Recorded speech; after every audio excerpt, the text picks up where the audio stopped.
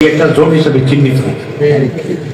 আমরা যখনই অন্যদিকে নেওয়া শুরু করছি তখন এটা একটা জাতীয় জোট হিসেবে রূপান্তরিত হচ্ছে। ঠিক আছে, আমরা যখন প্রথম জোট হচ্ছে আমাদের চরমনের সাথে। তো আমেরিকান এমবেসিতে আমি গেলাম, বলো যে তোমরা তো মৌলবাদীদের সাথে আসো, এটা কেমন কথা? আমি বলছি এটা কোনো অসুবিধা নেই, তাদের ভিতরে যে কিছু এক্সট্রিমিজম আছে আমরা ওদেরকে ওইখান থেকে দূরে আনতেছি।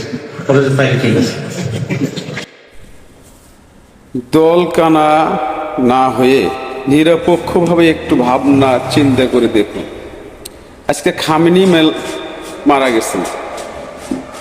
আমেরিকা পৃথিবীর কোনো মুসলমানকে ক্ষমতায় যেতে দেবে না। বোকার স্বর্গে বাস করে জামাতে ইসলাম আমেরিকার সঙ্গে হাত করিয়ে চরমোনাইকে বাইর করে দিলেন। না দেওয়ার কারণে কি হলেন? জামাত ইসলাম আজকে ক্ষমতায় যাইতে পারলেন না। ভাই, দলকা না হওয়ার কথা বলিয়েন না, আমার কথাটার ভালো মন্দ বুঝিয়ে আপনি আমার উত্তর দিয়েন। কমেন্ট বক্সে লিখে যাইন, কমেন্ট বক্স খোলা আছে। আজ চরমোনাইকে তাচ্ছুতিশীল্য করিয়া তার নামে গিবত করিয়া চরমোনাই আগেই জানেন চরমোনাই একজন আল্লাহওয়ালা ব্যক্তি। চরমোনাই দুনিয়ার জন্য রাজনীতি করে না ভাই। আপনারা আমেরিকার সাথে একটু জোট করিয়ে চিন্তা করছিলেন যে ক্ষমতা যাবেন, এনসিপিকে অনেক 30টা সিট দিলেন, যার সারা বাংলাদেশে কোনো 0% ভোট। আপনারা বলেন চরমোনাইকে আমরা 100 সিটের জন্য চরমোনাই আলাদা হয়ে গেছে। চরমোনাই 100 সিটের জন্য আলাদা হয়েছে। আপনারা সরিয়ে আইন থেকে সরিয়ে যাওয়ার পরেই চরমোনাই বাইরে গেছে।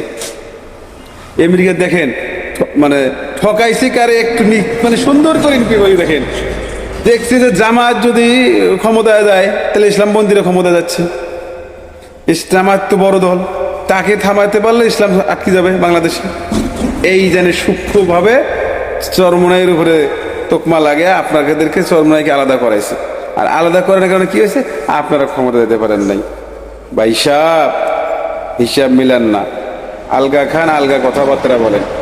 আসসালামু আলাইকুম। আমার কথা ভালো লাগলে শেয়ার করে দিয়েন, আর খারাপ লাগলে কমেন্টে আপনার খারাপ কথাটা লিখে দেন।